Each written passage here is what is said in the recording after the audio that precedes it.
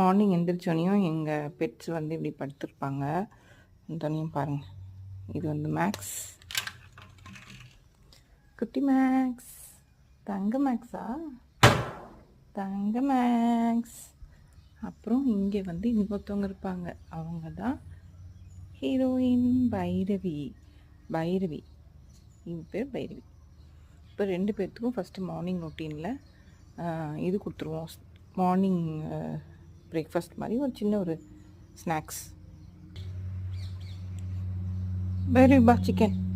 பைரவி படி, சிக்கன் படி, சிக்கன். 2 பேர் சிக்கன் சாப்பிடுவாங்க. மேக்ஸ் கொடுத்துட்டேன்.